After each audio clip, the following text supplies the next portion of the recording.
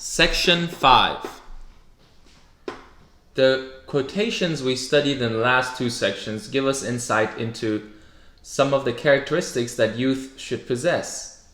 Clearly, by the time young people reach the age of 15, much will be expected of them.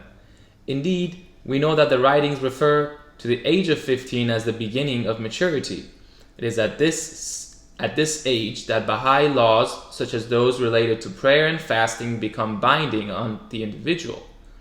About the transition to maturity, Abdu'l-Baha states, "The suckling babe passeth through various physical stages, growing and developing at every stage, until its body reacheth the age of maturity.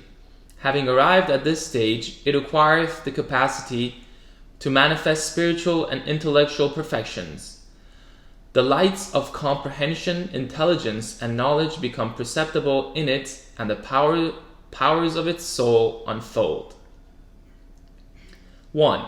There are many thoughts about youth that can be examined in light of the above statement of Abdu'l-Baha. Which of the following do you think apply to a 15-year-old person? He or she has the spiritual capacity to reflect on the meaning of life and death. Is able to consider profound themes only if they are clothed in the garb of fun. Has the intellectual capacity to identify and analyze the forces that are influencing his or her life.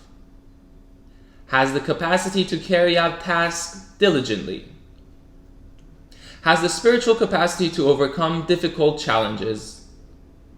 Has the capacity to hold classes for the spiritual education of children. Has the capacity to explain the teachings and principles of the faith with eloquence and conviction. Does not need parental support and love. Can assume responsibility for observing Baha'i laws. Has the intellectual capacity to understand social processes. Can engage in meaningful service to society. 2. You may wish to memorize the prayer below. O Lord, make this youth radiant and confer thy bounty upon this poor creature. Bestow upon him knowledge, grant him added strength at the break of every morn, and guard him within the shelter of thy protection, so that he may be freed from error, may devote himself to the service of thy cause, may guide the wayward, lead the hapless, free the captives, and awaken the heedless, that all may be blessed with thy remembrance and praise. Thou art the mighty and the powerful.